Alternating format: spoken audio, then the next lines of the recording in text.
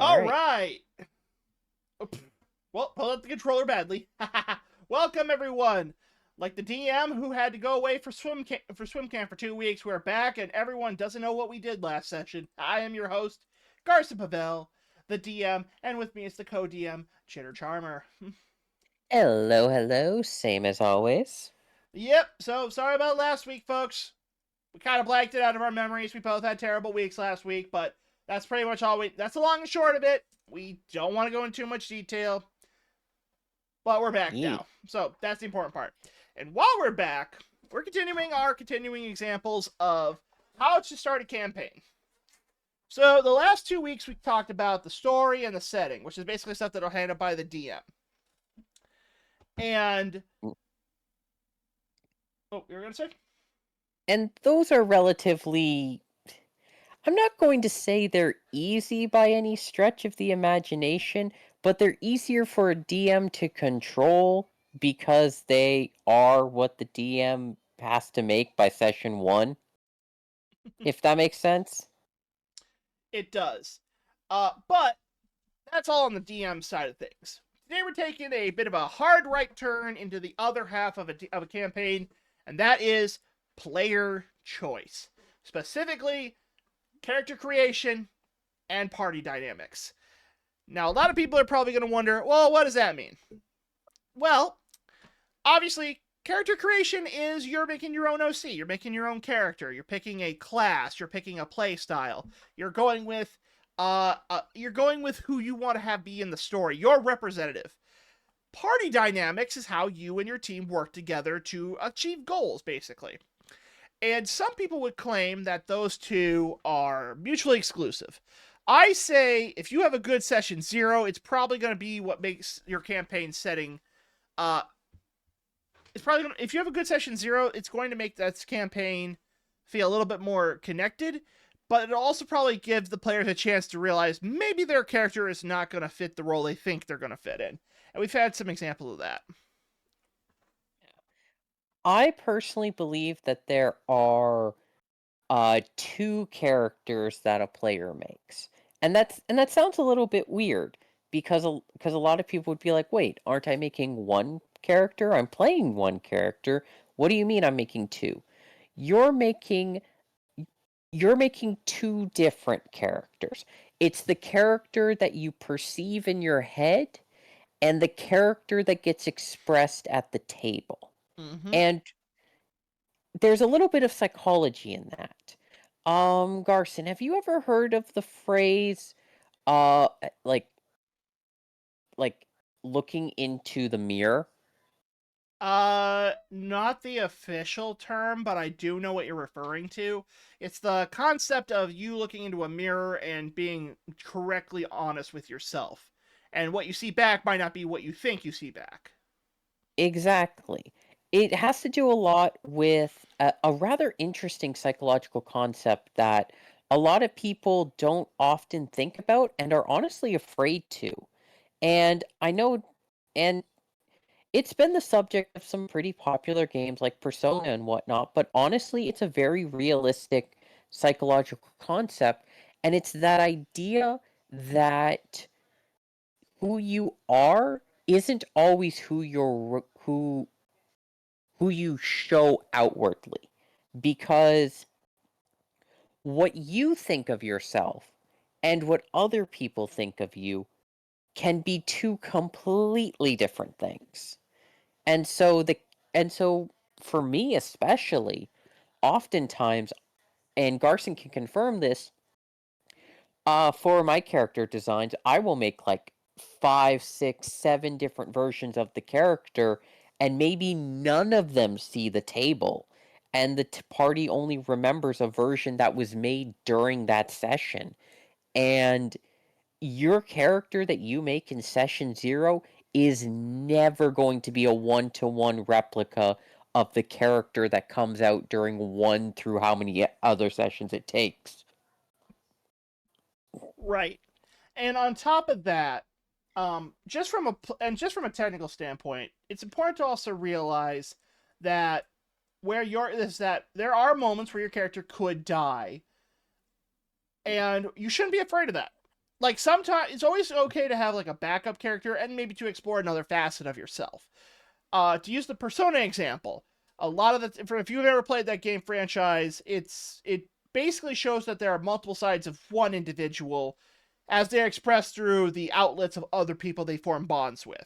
And that's really another facet of having a D&D campaign, is that there are sometimes you will express emotions, feelings, other things that you probably wouldn't be able to express normally because you don't have that outlet for it. And video games also provide that same kind of outlet. But we're not a video game podcast, and we're not knowledgeable on the subject of Freudian psychiatry. We're just saying that what the characters that you create allow you to express an extension of yourself into the story, so building them to how you want is probably going to make you feel the most accomplished at this stage of the development of the campaign. And when it comes to character concepts, it's kind of, I'm bringing it back again, it's kind of a two-stage thing. Don't be afraid to bring out concepts that you don't know, but at the same time, and this is where it's going to sound a little bit weird as well, is don't be afraid to bring up concepts that you do know. Like, for example, I, for one, have some both personal experience and also some theory experience with different psychological phenomena in the trauma area, like mental trauma. And my characters, such as Silly and Keza, reflect that understanding in a lot of ways. And where Silly was depersonalization and derealization with also some psychosis in the giggling, Keza has a lot of PTSD, poor decision making, but also dissociative identities. And it's been brief right now, and it hasn't really come up as like a factor, but it is going to come up later on as something that is very important. And that's something that can be like, whoa, you're bringing that subject into it. But the thing is that I know how to represent that and also represent it in a way that fits the mechanics of the game. Now, that sounds like heavy subject material, and that won't fit for every party. You got to make sure that the stuff you know fits the party. But if you can bring cool stuff like that, stuff that other people couldn't easily bring into the game, like I know Garson for that, he doesn't have the same experience. He couldn't do that kind of character in the same level of detail. His would be a lot more surface level if he was tasked with doing a character like that.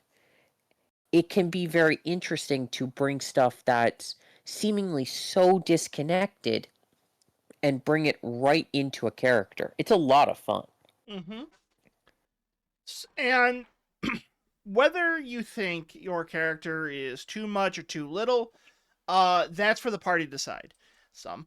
Remember, you are forming this with other people. There are some people who can handle some of the tougher subjects. There are some people who can't handle the tougher subjects.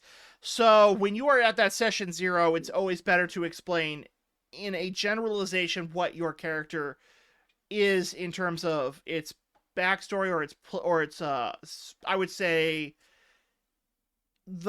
what the character is meant to convey as you as the player and does. I guess that's and if they can't handle something like that, respect the table that you're at. It's not wrong. I understand if you personally are finding it that you don't want to make changes to your character because it's such a personal thing, and that's fine. I get that. As a DM, I typically want to make it so my players have a great time regardless, but there are some times I have to put the law down and say we can't do that because, one, we're a live play, which means we stream our campaign to everyone who watches, so we can't have everything that way. But also, we want to make sure everyone at the table is comfortable with the subject matter, and some are, some aren't. So it's better to know these things before you go in. It's very bad, and there are a lot of RPG horror stories. Chitter, I think you can attest to some of these ones where you've had one player who've made a character that's just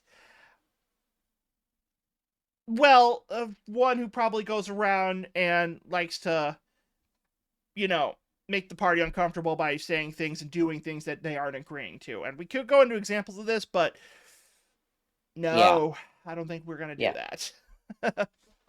A recommendation that I have for a lot of players, and this is something that I actually did with this table. I actually I didn't know how to ask the questions. And that's something that's going to come up where you're like, I want to ask this, but I don't really know if the table would be okay with it. And so what you do is for a few sessions in a different, in like a one shot or something, or maybe you join a previous running campaign. You watch how the table reacts to certain subject matter. You watch how they talk about certain things. Because if it's getting a vibe of the table. Because if you, like, for example, our table, the reason why I feel comfortable bringing up the subject with the characters I do is because I watched a couple sessions and the subject matter that came up made me go, oh, they're not going to have a problem at all with this shit. I can push it a little bit, even. I can push myself a little bit. Because there was Killer who came up with a ball spawn full of trauma, voices in his head, and a whole other amount of shit that even I wouldn't have come up with. And that level of okay with the table and how everyone was okay with it kind of gave me not the permission to do it, but almost it felt like the permission to ask because you knew going into it that at least the table wouldn't freak out. So there's nothing wrong with that per se. If you're getting the vibe that the table wouldn't respond well to it, hey, then you don't even need to ask the question and bring it up. Mhm. The vibe wouldn't be there. However, with the table that I'm at, the vibe was there. And I was like, hey, what if I did this? Would this be okay? And Garson proceeded to look at me and go, you saw Killer. We're okay with it. Just don't go completely overboard. And I was like, wasn't planning on it. I, So, I still remember that in our last campaign, your at what you did at the last bit of the campaign where it was like we were fighting a demonic version of you and you stabbed yourself and the person to strike it down. And all of us were like, yeah, you did it. And then you were like, but I'm dead. It's like, well, wait, what? And it took us a while to realize you went out you went out with like a suicide attack to kill yourself and the demonic half of you. And we go, you were winning. You were kicking. None of you had taken a hit up until that point. You were like just steamrolling this boss I had set up for it, and you were just like, sacrifice, stab. And I'm like, why did you do that? She had like 10 HP left. You could have breathed on her and been fine. And then we had a little bit of a side story, but the point is that you were really on the heroic sacrifice angle. And the reason yeah. why I bring that part up is because, for the love of God, make sure your table knows what you're doing as a character. Okay. Here's the other side of that coin is that in my defense, here's what legitimately was going through my mind. You had it set up where this character was going to do this big final action. And in my mind, thinking about you as a DM from your vibes, you were going to have it be big, flashy, and absolutely fucking catastrophic. So in my mind, I went, okay, I need to put a stop to this. And also in my mind, because I didn't know how the doubles worked, and I was kind of going on the fly, I was like, okay, this is me from the future. If I kill me now, this won't happen. But if you did that, then that would unravel the entire story up to this point. So none of that makes any sense. See I where I'm. also didn't want I also didn't want the party to get hurt. You So guys were at again, full health, okay? You were steamrolling this boss. The rolls were not in my favor. You were. They. okay, Yeah, like 10 to 20 Also, I know HP. you as a DM. But you see, this is the kind of back and forth that it can lead to where if the moment isn't good fun, then it's no problem whatsoever. If it is not in good fun, then the table can go into complete and utter fucking disarray. Right. Now, I think in that regard, we had a little bit of a sub story where we went into the mind of Silly to rescue her from her past. And we had a great story beat with that, too. I thought it was really nice. So I don't think it was a bad thing at all. Um, Now, we'll get into more of that next week when we talk about improvisation and story and how to like make sure that your story still has a consistent flow. That part we'll cover at that point. But but at this moment, it's like we were able to pivot to a good bait. Not everyone can do that. So if you're a player who is making a character that you are like going to do something really noble or really weird and you're going to completely throw off the team balance, um, for the love of all that is holy, please let the table know what you're doing. You don't have to tell them like if you're like you don't have to tell them ahead of time like the full session beforehand that you're going to do something that silly, but just let them know when you're about to do it that you explain them exactly what you're doing so that the table can prepare accordingly. Yeah. Like for example, I want to give an example of something that's going to happen in the future that is very good to have let the party know ahead of time, or at least some of the party, the important members of the party. Okay? Okay. So, as I mentioned before, Keza is going to be dealing with more of a dissociative identity. And that is something that could be very difficult for a party to deal with because that's on a level comparable to possession in a D&D world if handled improperly. It just is. Mental health can be very tricky, but also that is something that is genuinely even in some media like Split for example, don't get me started on that.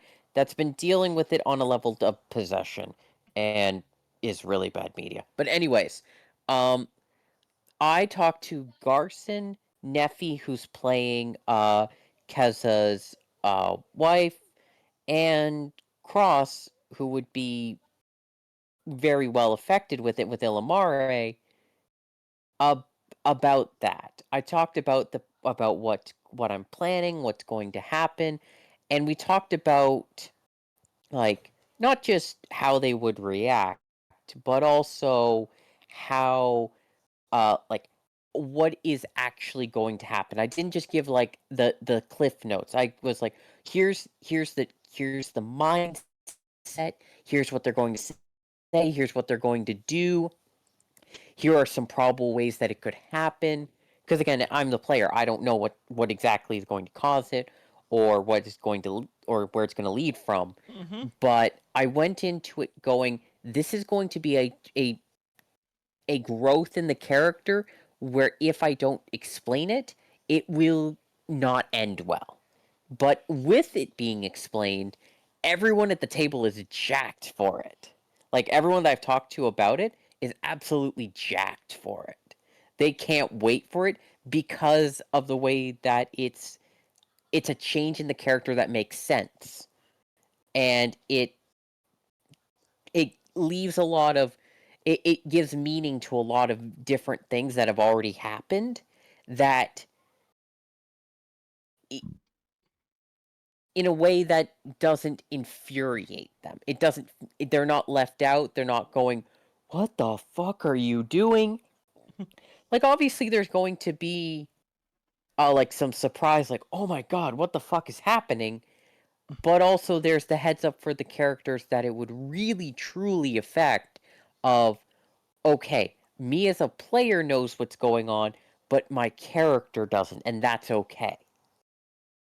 And now that we've covered all of that, like some do's and don'ts of what to do at the table, we need to talk about the more important aspect of it, and that's how to actually make a character. Because let's be fair here, if you're just starting out with your first time in a campaign, you're probably going to be featuring, if you look at the numbers, the stats, everything, and you're going to go, I don't know what I'm doing. Now, each class plays differently, honestly. There's no two classes that really field the same roles in that one For example, the closest comparison would be the wizard and the sorcerer.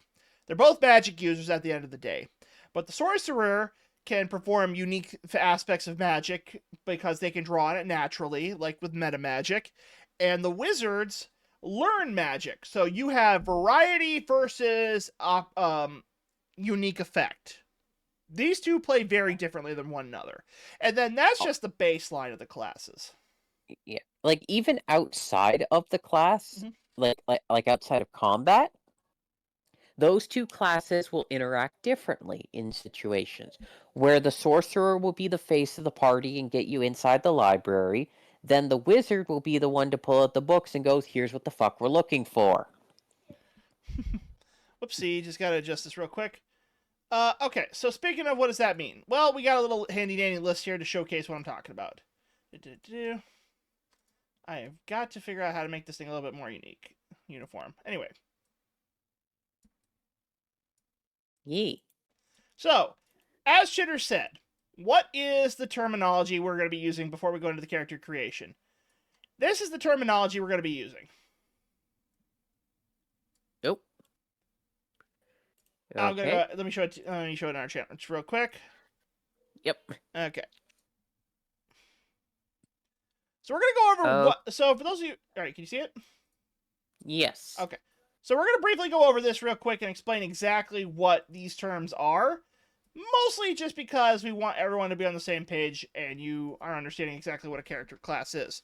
So this isn't character classes. These are character, I would say, themes for each class. For example, you have your blaster, which is the AoE effect damager, the controller, which uses crowd control effects, defender, that's your tank, your face, that's your charismatic party person who does all the talking, the healer, the heal bot, the scout, they're basically stealth, sneaking around, opening doors, stuff like that. And striker is like single target damage, support, party buffs. So if you ever played like League of Legends, I'm sorry, but you kind of get the gist of what these terminologies are. They all basically fall under different. Each class falls under some of these different categories. The best way we can showcase it is just to pull this list down. If you look right here, this is like every base level class in 5th E that can, and each one of these shows what kind of roles it can perform. So Artificer can be either the healer, the defender, the scholar. Those are the guys who do the magic check, who do the checks on everything like religion, survival, academic, stuff like that. They also can perform support, and they can also cast utility spells like knock, dimension door, stuff like that. It's important, like, you have to understand that these aren't going to be like the exact iron wall character creation like blinders people put up. So just because you see a class you like and you look at this and go, well, I'd like to be a sorcerer, but I don't want to be a blaster who does AoE damage. I want to focus more like on control stuff, or I want to focus more on, support magic. That's up to you. You don't have to follow any of these. In some regards, you probably aren't going to be able to do half of what the class does because you only have a certain amount of points, and you don't know what you're going to get on your rolls. Sorry to say. Exactly.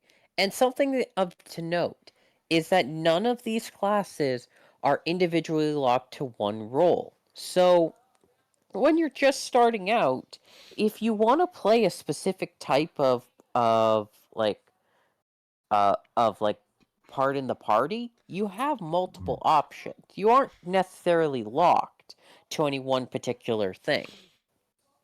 And as you're just starting out, I would genuinely recommend that you stick more to what your role in the party is more than what you want your class to be, because that will lead you more to what type of character you're inevitably going to make. Because if you're like, oh, I just want to be a bard, that's going to get, you're going to pigeonhole yourself. Whereas if you're like, oh, I want to be a blaster, or I want to be control, or I want to be the face, that gives you several options for you to fall back on if a particular class doesn't work with a party. Now, we are going to say two things that are very important for every party composition. while you can always make things up to how you and your party play differently, we strongly recommend that you go with what I lovingly call the WoW party formation. What is that, you may ask? Simply put, it's a 5-man squad that consists of 1 tank, 1 healer, and 3 DPS. Now, that basically says, for example, let's take a look at the defenders. You can be an artificer, Okay, wait a minute. How does an artificer be a defender? I've never seen that ever. Artificers have always been utility casters. What do they do? That's talking about the artificer, with either the steel defender or the eldritch cannon. The steel Oh, defender, the okay. steel defender is absolutely beautiful in terms of being that tanky defender who can just take the hits. It's absolutely incredible. One of my Cross actually plays one quite frequently by the name of Naven, who, oh my god, Naven is an insane trip, let me tell you that. If you ever want to watch Cross just absolutely go insane, ask him to bring out Naven. You will genuinely be on a trip. Okay, I do want to follow up, but those are essentially your tank classes. The 3 most common ones in this category are the Barbarian, the Cleric, and the Paladin. The Barbarian is the health tank. Essentially, what they do is they just have a big health pool. They have Rage, which reduces the damage that they could potentially take by having a higher AC, but their defensive maneuver is they don't have armor, they just have a big health pool and get their AC through outside means. And the thing about the Barbarian is they actually can form, while they only really fall into 2 categories, Striker and Striker and Defender, they actually can do those at the same time. Oh, random person says to praise you, Chitter. Thank you. But that's actually a good thing to point out, because the Barbarian is probably the best option for starter tanks. They can defend, and they can smash stuff. And that's really all Barbarians are ever going to do. They defend and they smash stuff. And the thing with barbarians, also just coming from a DM and player standpoint, Mm-hmm. is that sure, they're a great basic tank, but every single subclass will come with a hook. Every single subclass comes with a touch of lore that the DM can then latch onto, which D&D seems to, some subclasses are great with it, some aren't, but the barbarian seems to be one of the better ones where all the subclasses have a hint of like, okay, I can latch on to this in a clear, effective way. Right, like for example, the Berserker focuses more on the striker side with high damage, high hit, but very like glass candy attacks. The one that's the exclusive ones from Baldur's Gate 3, like Titan, focuses on throwing and knocking around the opponent, which actually can make it kind of like a control class as well, because you get to manipulate where the opponents are in the battlefield and make them waste precious movement. And then you have the Wildheart one, which is kind of like I'd say that one's probably the most mixture of the two, but yeah, no, like, and I get what you're saying. Like, the Barbarian can be a defender, but it can also be a striker, but the subclass you pick, and we're not going to go into subclasses because, again, that's just not this episode. One day we'll probably go over the basic subclasses for all the classes in 5th E, but for now, it's strictly just saying the Barbarian subclasses do allow you to have a lot of story moments, even if it's a simple type of story. Like, for example, if you've ever seen Critical Role, Grog is a Barbarian. And Grog is like one of the most loved characters, and he has a great story. But all he does is smash stuff. Like, his catchphrase is, "I would like to rage." Now, the other classes to look for are like that are like the generic tanks that people are with are the Cleric and the Paladin. Now, Clerics, okay, look, I'm gonna level with you guys. Clerics are fucking hard. They really, really are. They are one of the hardest classes to play in the game. They don't seem like it at first, but they are. And the reason I say that is because they have the same religion follow through with the Paladin, which is they have to appease their god, and that god does give them their powers. So there is a chance that by disobeying their commandments or their sacred vows, they could lose those powers depending on the DM. But the problem is, But I'm sorry, but I was just going to say, but because of the god aspect of the clerics, you also need to know what god you want, because that's going to determine what role the cleric can play. yeah, like here's the thing. A cleric is an absolutely spectacular Swiss Army knife. They can basically do almost anything. The problem is that they are a Swiss Army knife that can do almost anything because you need to pick one of those implements. And the Exactly. cleric is very prone to wanting to use all of them at once when you only need one.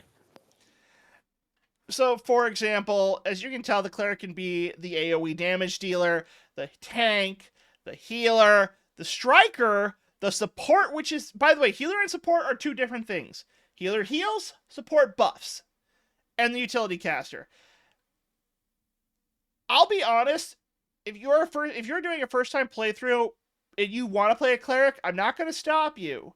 But seriously consider either just being the tank or the healer, because those two are in the most important roles, and if you can pull them both off, you actually free up a lot of party space for the rest of the players if they want to go that route.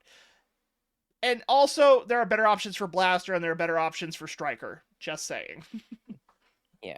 Like for cleric, I'm going to say this, just straight up go with the defaults for your spells, for everything, because you're not going to make it out the first time being this super awesome, fancy, smancy, one of a kind cleric. You're just going to want to be a basic cleric that does what she does and learn the class.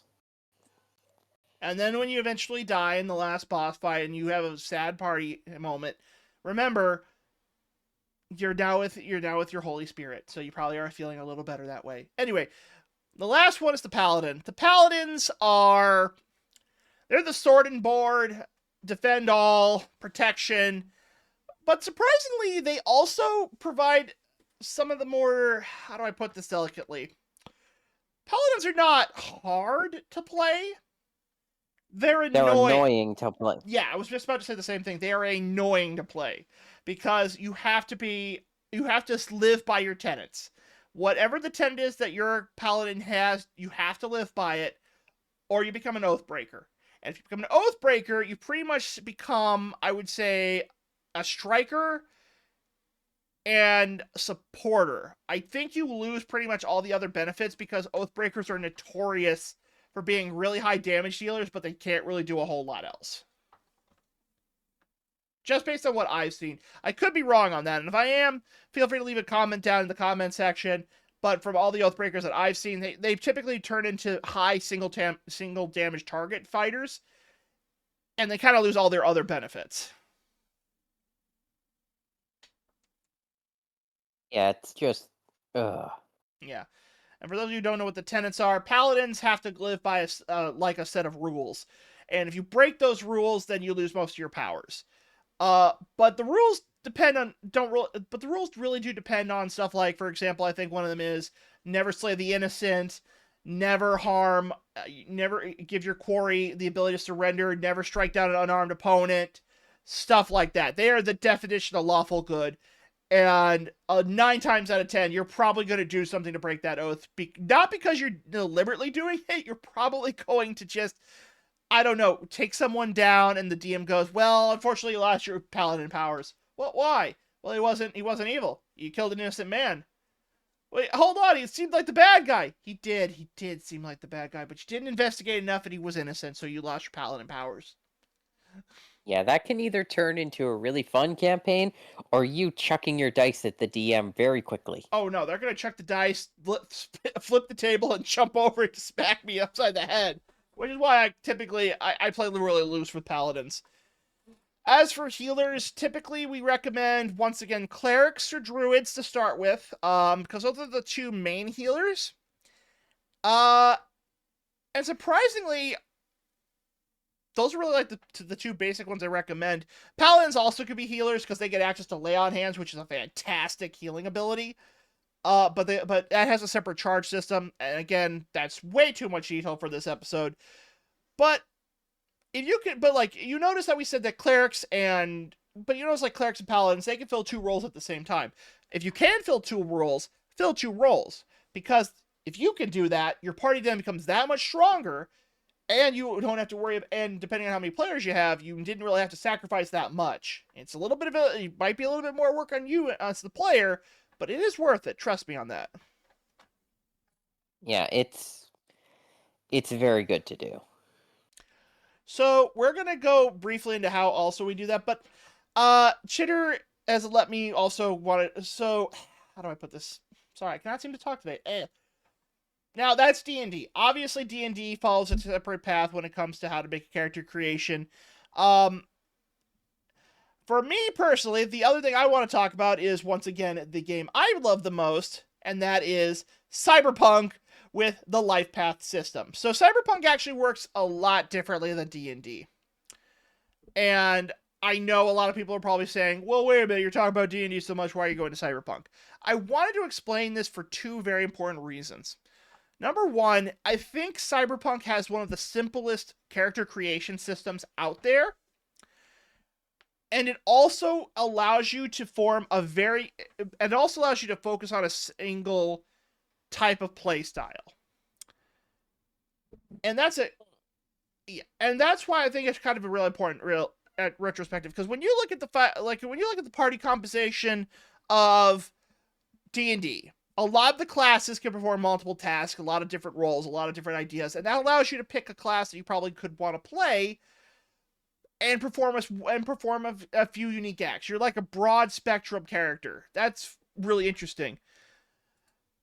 But Cyberpunk does things a little bit differently because it uses the life path system. Now, Chitter, what do you know about the life path system? It's okay, you probably don't know anything about it, correct? I know the name. Okay, so I'll explain. In Cyberpunk, you basically, when you are in character creation, you go to select one of these life paths. Rocker Boy, Solo, Netrunner, Tech, Medtech, Media, Executive, Lawman, Fixer, Nomad. Now, what you pick is going to be what your character specializes in. For example, in D&D we have the Face. In Cyberpunk, we have the Rocker Boy, or the Media. Rocker Boy is probably the better example of the Face, because what they do is they get crowds to follow through and act on it. So, clicking on that real quick to showcase what I'm talking about.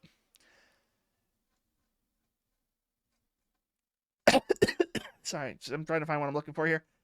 Alright. So, this is basically how you would build your character in terms of like the Rocker Boy path. That's not actually what I'm looking for. Alright, thank you. Okay, that's not what I'm looking for either. Okay, where the fuck is it? I'll look for it later. Point is, every class has a unique ability. Rocker Boys can basically allow you to generate, use the power of your stardom to get people on the street to do your bidding. Solos are like your typical all-in-one assault, like soldier of fortune. Imagine John Wick. Solos are John Wick. Netrunner, they hack devices. They are basically like the scouts that go into the system to get you access to important technology. You access the net, probably steal that file off someone's computer, but they got their own things to worry about with facing sentient programs called daemons. Techs are basically the people who work on getting you the best technology, such as cyberdecks, weapon upgrades, and in some cases, cyberware. Medtech, that's your healer. They're the guys who basically patch you up. And because Cyberpunk kind of doesn't really work on a health system, it works on the wound system, where if you get shot, you're going to take about 2 weeks to heal. The medtech can actually be very invaluable to get your guys back up and running to get a job done. Media like to manipulate the media to basically further your cause as a group or as edge runners. Executives are like the high-end backers of certain jobs. Lawmen are the police. Fuck them, they're really just annoying. Fixers are unique because this is typically something the DM would want to play as the fixer, because they're the guys who set up the jobs for you. And they can negotiate price, they can negotiate what your clients are, they can set it up, they might even get you a good payout. And then nomads, surprisingly enough, are the drivers. They're the guys who basically get you from point A to point B, and then they basically make sure that you can escape escape a job if it doesn't go well. And how they do this is the stat system. It's pretty simple, actually. Everything works on the D10. You roll the D10, and this is how your stats are broken down for stuff like the Rocker Boy, the Solo, the Netrunner, the Tech, the Med Tech. True. That's someone mentioned that don't really keep you. Yeah, medtechs don't really heal you, they just keep you alive, basically, and you're gonna die eventually, because the DM's evil. But no, like, I like this because the system is pretty simple. You can obviously go down and do stuff like the Edge Runners character creation, or the complete package, which is basically point buy system. I don't recommend that for just starting out for Cyberpunk. Do the Street Rat or the Edge Runner system, and it'll generate you a great character if you're depending on your dice rolls.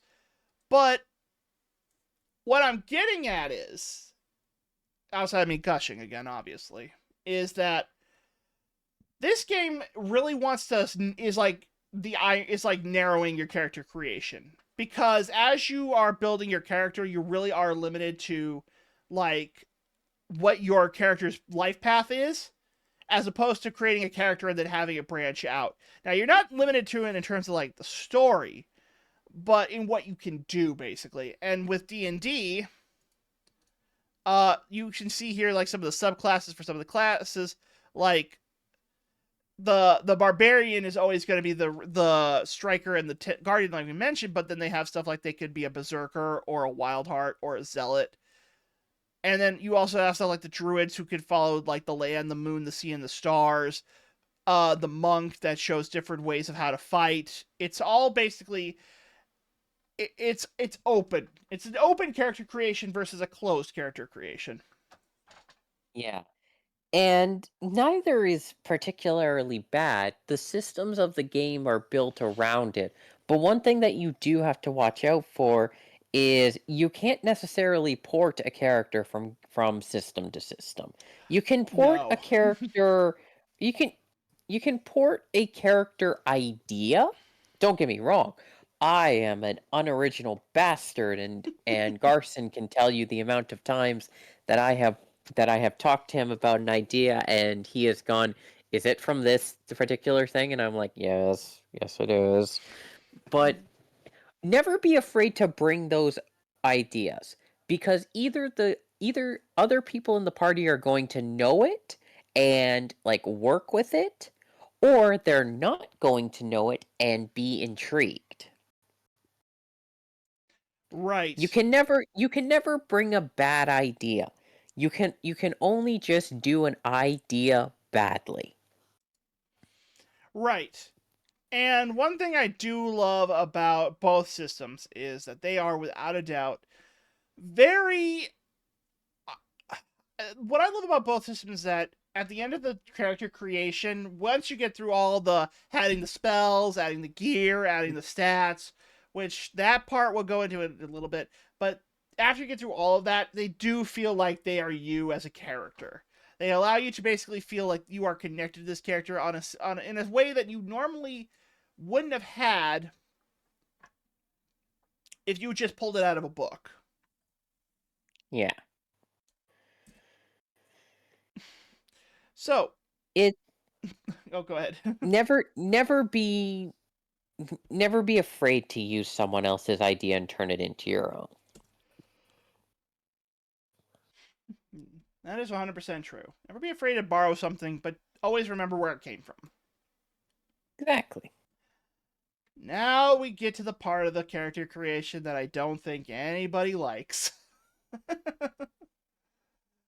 Here we go, folks. The stats. Yep. Oh boy. All right. Well, as you can tell from our perspective, while we are very high on the thematic side of character creation, we can't deny one very important factor. We need to put the numbers in the box. Yeah. Here's the reason why I like it, but I also dread it. And this is something that everyone is going to have to come to terms with. When you're designing out your character, every single one of you will have your character being the tip top, I'm the perfect, I'm the center of the attention, I'm the center of the story. And that's not a bad thing. That's not the fault. You're literally focusing on that character. You want to see the good things that they can do. You want to make a character that you want to play. The stats are basically where you're like, okay, but here are the red flags. Here are the flaws. And I'm just going to put this out there. No one wants to make a character that they play that's flawed, but you have to. You have to play a character that's flawed because no one likes playing with a character that's perfect. No. But let's be fair here. The adding stuff to this character sheet is probably the one part of tabletop RPGs we don't love. Not the picking of it or building the character or anything. No, it's legitimately every time you level up, you gotta get your hit dice updated. You gotta update your proficiencies. You gotta update your spell list if you're playing that. You gotta update your traits so that everyone knows what your abilities are. And there are easy ways to do it. Like, for example, on Roll20, you are always able to just copy the information and post it into your character sheet.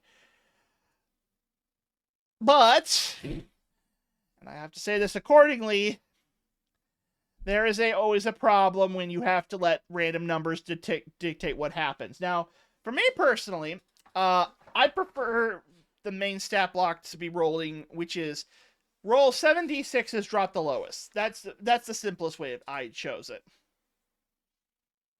Cheddar, you want to tell them why that was a bad idea?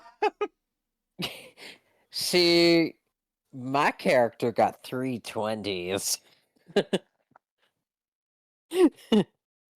I still don't know how you pulled that shit off. See, here's the thing. This is where it comes down to being in tune with your DM. Because, sure, a lot of people probably looked at that, what we just said, and went, what the fuck were you thinking? So, I kind of ran with it. I ran with the idea that this character can do a lot of things. And that's great. The twist, the kink in the armor, the flaw is how they got there. Because if you have a character that has a lot of great stats, right out the gate, they didn't earn them. Not all of them. It's impossible. So where did it go? So where's that little wiggle in it? The line that makes you question it.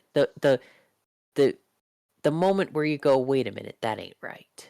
And for my character, it was huge trauma.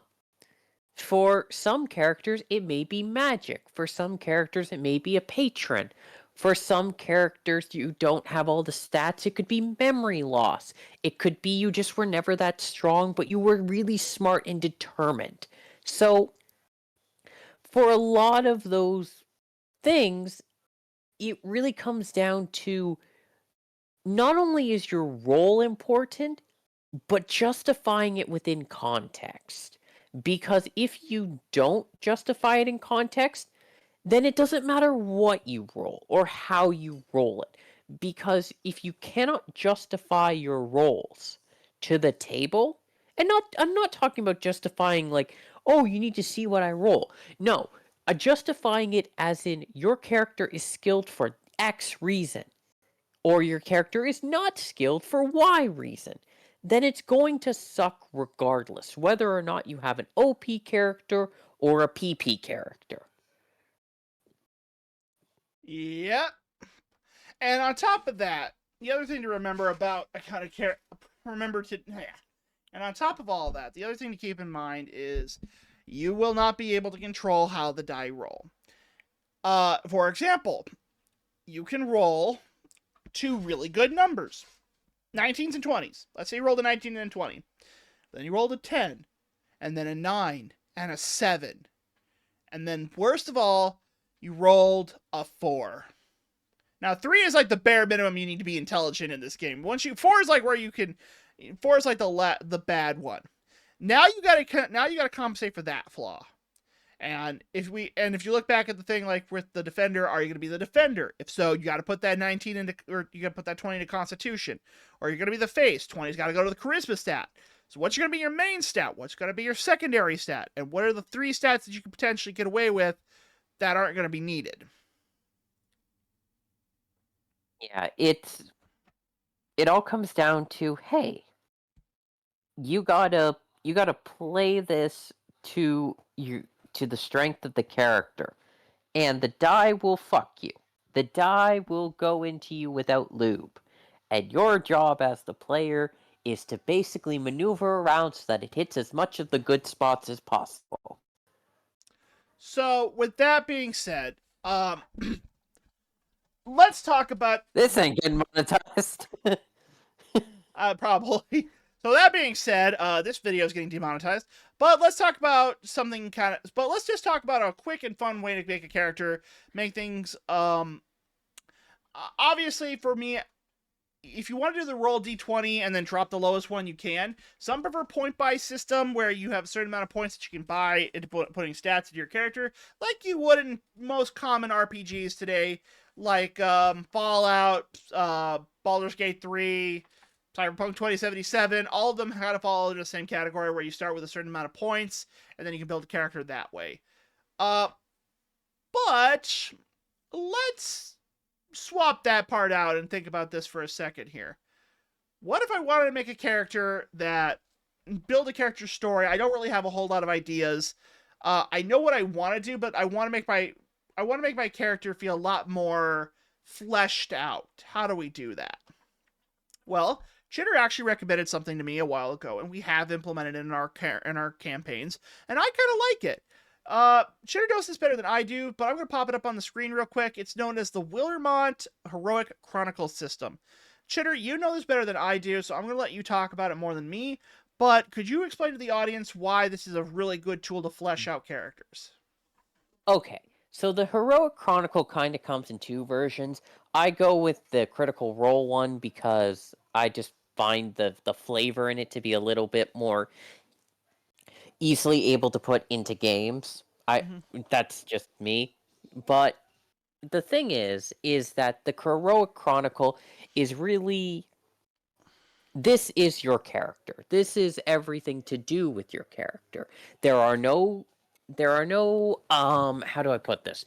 There are no stat rolls. So any character can do anything, but this is defining your character. You start out with where you're born. Typically, you can have about 5 different regions for where you're born. And if you're like, well, what? I'm not in Wildemount, so what if I do then? Then you divide the world in 5. Simple as that. It's what I've done with every campaign world I've ever done. I've cut it into 5 different main sections, and you go from there. And then you roll it, you're like, cool, I grew up in this area. And the thing is not only does that help you as a player by being like, oh, I was born from here. If you have a very big and vast map, this can also help the DM scale down the adventure, at least in terms of starting point, because this way, you're not having characters come from all over. You're giving them a central point to coalesce around. So, for example, let's say that if you did this and 3 of your party members rolled the same area. Well, most likely you probably would want to start there, as that's where the majority of your party is coming from. And then the other 2 could be travelers who could add flavor to other regions as you enter them. Or let's say everyone rolled the same, or everyone rolled a different nation. You could have one area that would potentially be the hub land, where everyone could convene, and then everyone brings their own knowledge as they travel around this world. And that actually allows you to have a much deeper story beat for when the moment travels to those different locations, and not feel awkward to explain things either. That's a big benefit. Yeah. Next is, this one's a little bit This one kind of comes down to background. Now, this one, I will say this. If you're doing it, if you don't know what background you want your character to be, roll the 1d20. If you do know what background your character is, and chances are you won't have it fit perfectly because there are just so many backgrounds, pick the one that's the closest. And I say that for a reason, because it does come with reasons to choose those backgrounds, but also, like, let's say, for example, Sage or Sage Cobalt Scholar, that could be, oh, you're an independent Sage, or oh, you're a Sage with an organization. You see, you want to take it in a direction where it's like, oh, a sailor, or sailor who's a pirate, or a soldier who is for hire, or like stuff like that. It gives you that chance, or like a criminal, or a criminal who's an organized criminal. So that gives you the chance to refine your backstory a little bit by choosing the one that's the closest. You will gain allies and rivals in that lead to other cool things. And those are fascinating, by the way. Allies and rivals, scrolling down just a little bit.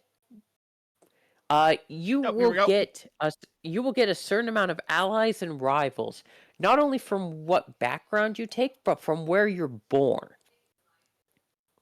This was the So a part that sol- sorry, go ahead. so a so a soldier that's born in one area would get an ally, while another soldier born in another area would just get a rival. Or you could get one ally and one rival, while another area would just get an ally. And now allies and rivals are interesting because they basically give the DM hooks for free. And on top, They base and this is what I liked about most about this Heroic Chronicles is that we have used this to really good effect with stuff like waivers, Gagari contact, or I think there's been the Bloom Mother was another one from Hydrangea Illimare's background and stuff like that. So to have those moments in our story come from this has been a big benefit to both me and helps the DM in some regards too. So never forget that. yeah. Yeah, it's amazing free hooks that you can easily get attached to. And scrolling down a little bit.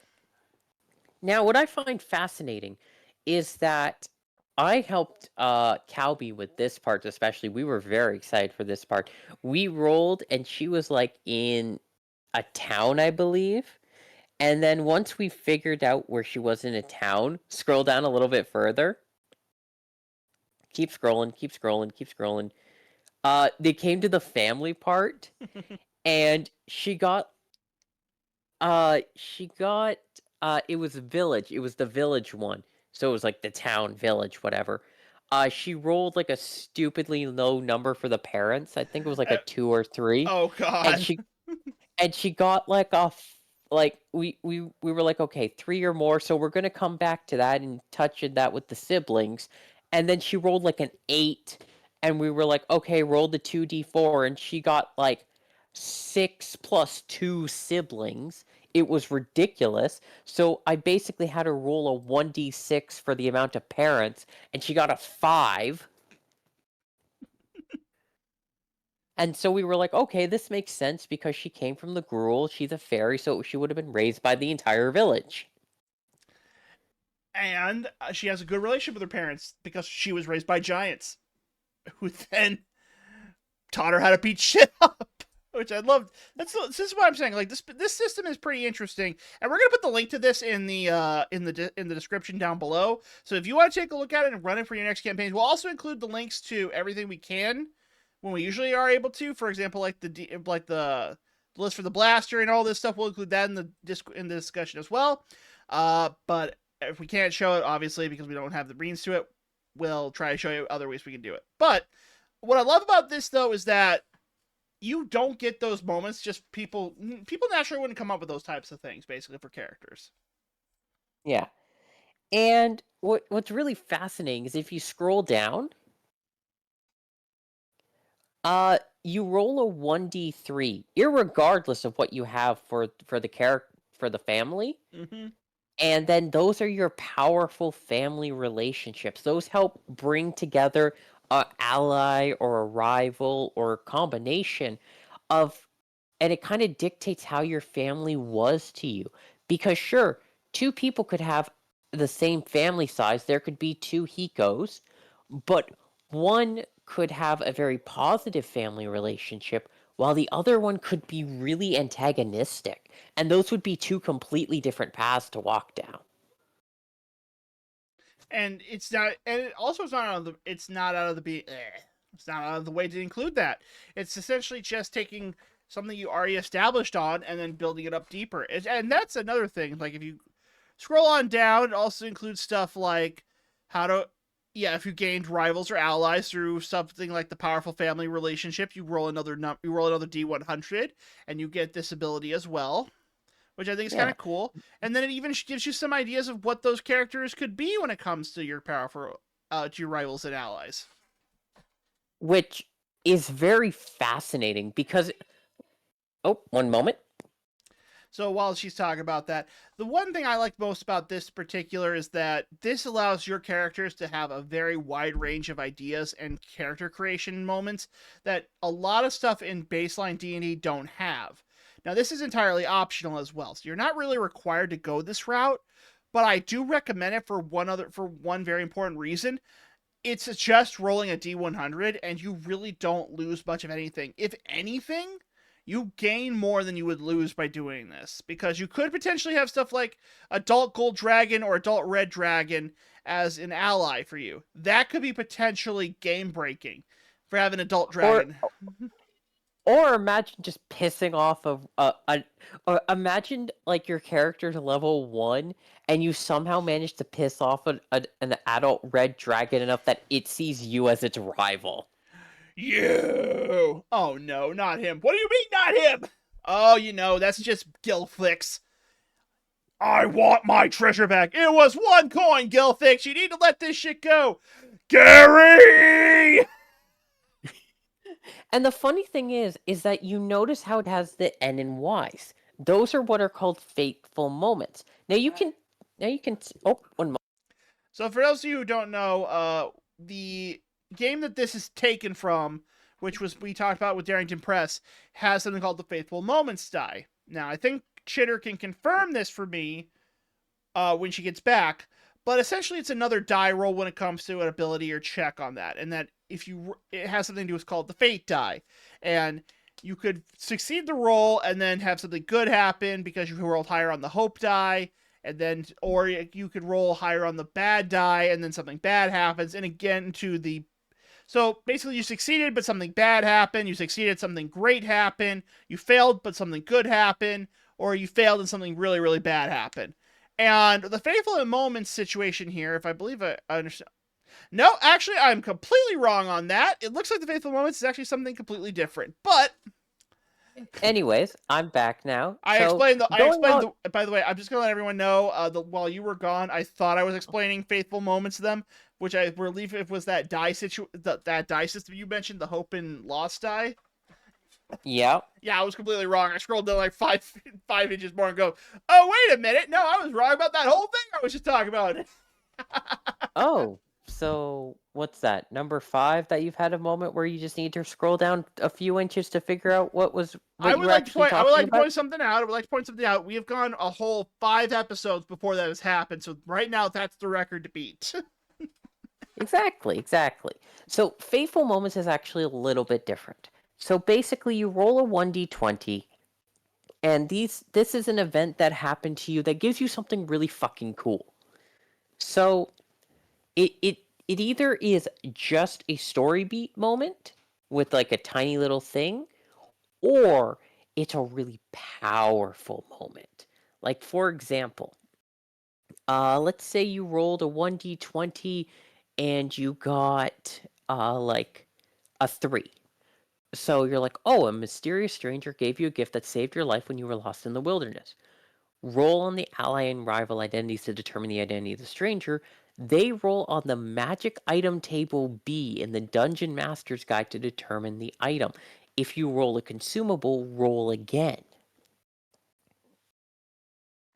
So you basically just get a free, insane magic item.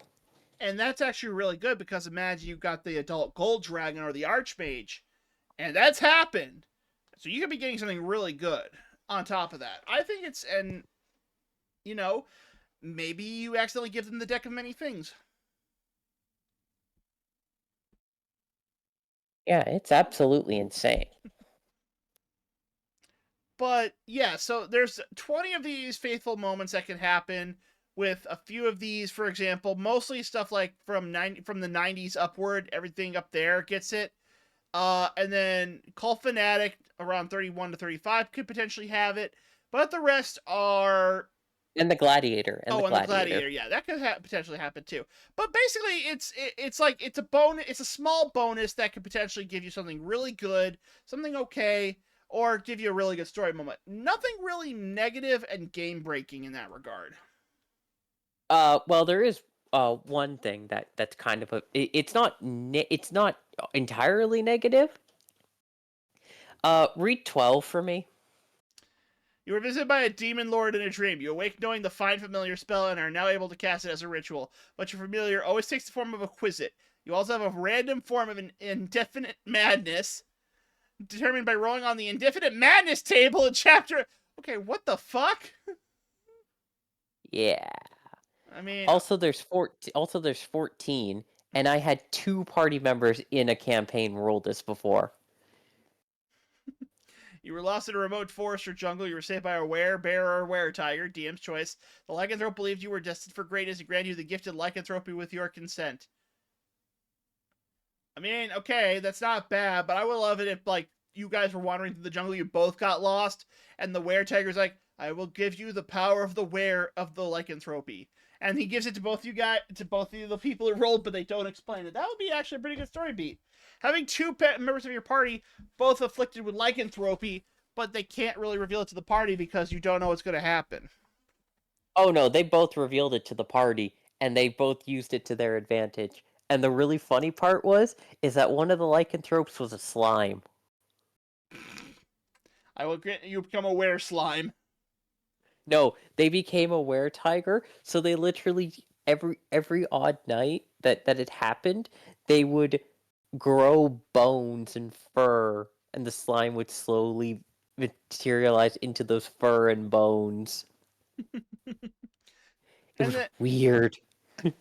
And then there's also stuff like Mysterious Secrets, which kind of also follow the same idea, but this one's more of backstory flavor. Same with Prophecy. And as you can tell, the Prophecy and this one are just like story moments that you can use, but you don't have to. So, now that and that's basically all flavor that you can add onto your characters when it comes to creating D&D stuff. Now, the important thing to remember with all that stuff that we just mentioned, however, is that this isn't like picking your stats, it's not picking your proficiencies, it's not adding any of that stuff. You still have to do that part. And your class features will come from what class you pick and what level you eventually start at. So always remember that to check it and read the table when you're making a character that way. That being said, however, I want to now that being said, let's transfer back over to the cyberpunk stuff one more time, because it kind of follows the same generalization when it comes to how the classes work. So, as I said before, with cyberpunk, it actually follows the roll 10 system. You can pick your stats and everything, but that's for more advanced players, actually, because the way the game is set up, you actually really want to look at what your skills are and determine and try to build around that, basically. So, for example, let's take a look at this, the Rocker Boy stats. All right. So, Chitter, if you were making a Rocker Boy or a Rocker Girl, you would roll a D10. So, let's say you rolled a D10. You got a 6, right? Yeah. Okay, here are your stats. Now, That makes it easy. yeah, it Because I does. may not know what all those stats are, but at least I have a number to reference. So this is intelligence. I think this is reflexes, deck, tech, cool, will, luck, movement, body, and empathy. And so these ones up here, these are like your core stats. You know, like an easy way to describe it is, for example, intelligence is like intelligence in D&D, obviously. Reflexes are kind of unique. This actually falls more akin to strength, if you can believe it. Dexterity is dexterity. Tech is actually how well you are with technology. Cool is like your charisma. But instead of it being about basically saving face, your cool is like how you act under pressure. Willpower is your willpower. Obviously, unlike most stuff, this is like how well you are at getting the job done, basically. And of course, you have luck, which is, well, luck. It's the catch-all skill. You know, everything benefits from it, but nobody really knows what it does. Fair enough. Now, move is how many units you can move per game. I mean, per turn. And this is actually something unique to Cyberpunk, because in case you noticed, not all the movements are the same. So there are builds where you don't get a lot of movement, but you gain a lot of really powerful abilities. So, for example, let's take a look at, let's say you rolled an 8. 7s are pretty high. That's really good. But then you get a 4 in body, which means you can't put a lot of cyberware into your body. That's bad. But you have a lot of empathy. That's good. Now, you're probably wondering, what the fuck is empathy? I will get into that in a minute, because that's kind of important. But basically, with the way that this character creation system is set up, you can roll a d10 for any one of the life paths and just simply go with what the result is. Now, when I run Cyberpunk, I give everyone something I like to call the one reroll. You can roll it, you can keep it, or you can respin it. And whatever the second number is, you have to take it. So, I'm giving you a choice in that matter. But it's a good system to start out with, because this will fill up your entire stat block really quickly. You'll know exactly what your class is, and it does favor what the class is meant to do in the stat distribution. So while it may not seem like necessarily everything is particularly good in some regards, I will say that having played this game a lot, I can tell you that at least if you do this system, your character is going to be able to perform its duties really well without having any major issues. And then, of course, here's the other thing. Your body and will also determine how much your HP is. For example, this one is, the calculation is your hit points are always going to be equal to 10 plus 5 bracketed body and will average rounding up, and then times that by 5. And then there's the empathy score. Oh boy. Okay, so let me break this down, because it's kind of interesting. We'll break this down a little bit. I'll break this down really quick. Basically, the higher the empathy, the more humanity you have, and the more bad shit that you can happen to without going into cyberpsychosis, which basically means you will turn on your allies and kill them all. And the other thing to understand is that that's just your skills. You actually also do this system to determine how your body also determines how fast you heal. That's true. Now, the other thing to remember is that when it comes to your skills and your template, when it comes to Cyberpunk, your stats also determine what your skills are gonna how you turn out. Like D&D mostly. I know I'm kind of like flubbing up how I'm talking about this, but if you've never played the game before, it's kind of hard to explain. So, for example,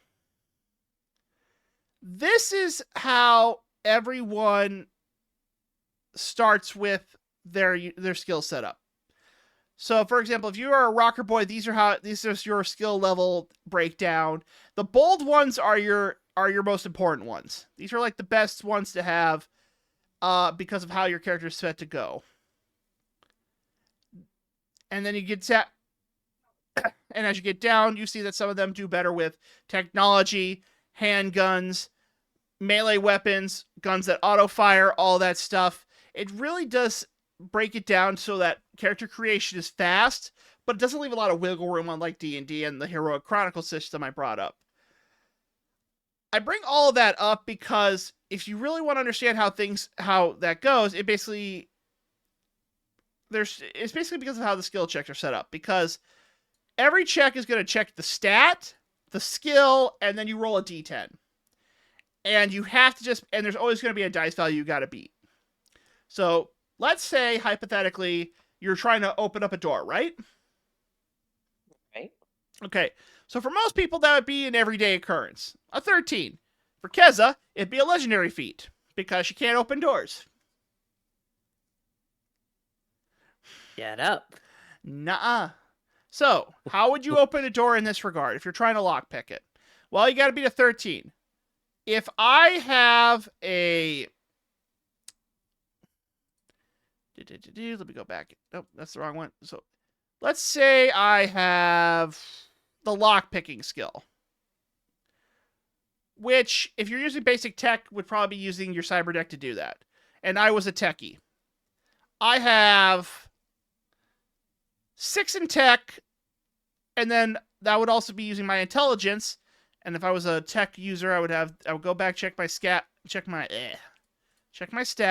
go back, check that. I am so sorry. I am flipping this up so badly. Sorry, folks. I'm trying to explain it, and I'm doing a very bad job at it. No worries. It's just there is a lot to it. Exactly. But let's say I was a techie and I have like lock picking, which would also require reflexes, okay? I have basic tech, which I can then use to undo this lock on the door. That's a 6 plus a 7. Automatically, that's a 13. So any 13s I'm already beating. And then I roll a d10 on top of that. I really don't have to do a lot to get that character to do what I want in the game. But the reason I bring this up is when it comes to stuff like in D&D, you would roll sleight of hand, do a d20 check, add the d20 plus any proficiency modifiers, and see if you beat the DC check, which is set by the DM. Cyberpunk does a lot of the similar things, but if you kind of notice something different about Cyberpunk and D&D outside of course, the template and all that, outside of the setting and all that, you notice I don't have a lot of room to make my character unique. I have a stat block. I had a quick roll to determine what my stats were, and this was just off of a d10. And then on top of that, I have my skills kind of already planned out for me with the skill value already assigned to them. And that's boring. I'm sorry. I love Cyberpunk, but the character creation is boring. It's boring because it just doesn't give you a lot of room in terms of like skills and stat blocks. Where it does give you a lot of creation is character modifications, body modifications, weapon modifications. You're not really changing who you are as a character. Your environment changes you as a character. And D&D is the opposite, where your character is changing the environment because of your presence in the story. You see where I'm going with this? Yeah. It's all very simple, but it gets the job done. Right. Oh, right. Nat 1s are brutal. By the way, if you get a Nat 1, you also have to roll the glitch chart, which if you get a Nat 1 on the dice check, you can have something like your cyberware malfunctions and your hands go numb, so you take a permanent -2 penalty, or if you get hit by a Nat 1 when someone's like, when you're trying to save against an attack, they could take a leg off. That's how bad Nat 1s are in Cyberpunk. You never want to get a Nat 1. All right. So I think we're going to want to finish up here. Yeah, no, I'm sorry. I know I gushed a lot about Cyberpunk. I promise I'm not going to do that again next week. But my final thoughts are basically this. When you are making a character, you're entering a world, you're entering another person, you're entering like an avatar of yourself. Some games let you explore a wide range of concepts that your avatar is allowed to tackle. D&D, Pathfinder, Monsters and Mutants and Masterminds. Those three are probably some good examples of games that let you really dive into the full broad spectrum of character creation and creating a character that's wholly yours, that's going to fit everything. And on the opposite end of that, there are games that don't really have that. Shadowrun, Cyberpunk, Pathfinder. Actually, Pathfinder is the exact opposite. Pathfinder is way too open. That book is impossible to figure out sometimes.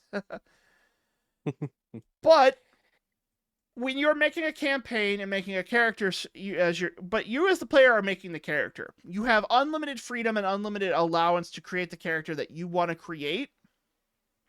And even if the system is limiting, like Cyberpunk, that isn't a bad thing. Just because your stats and your skills may be a little bit preset for newer players, down the road you could add stuff like cybernetic eyes that lets you have telescopic view and lets you hit people as snipers from long range.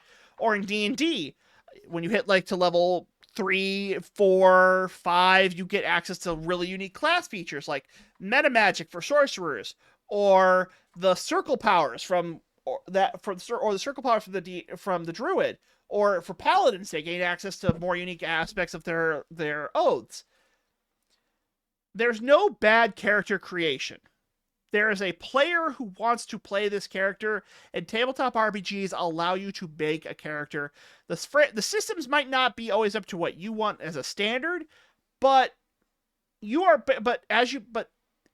a lot of ideas where you can create stuff, and as you enter that campaign for the first time, maybe down the road that blast or sorcerer you made turns slowly more into the face because you like to talk to people more, and you are better at communicating, and you help the party out that way.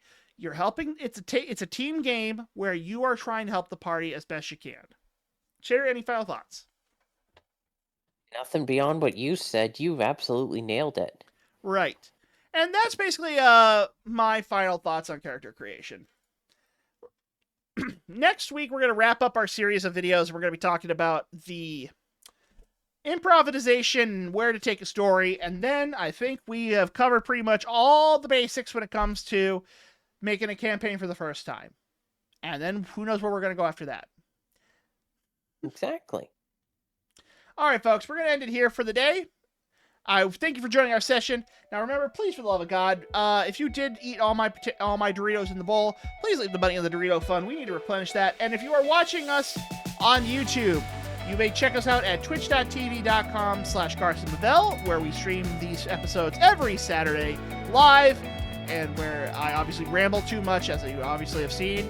And you can also check out Chitter at twitch.tv/ChitterCharmer, and you can check us both out at, of course, the YouTube links down below, where we upload at least twice a week if we can. We're trying to get that up to 3, but life.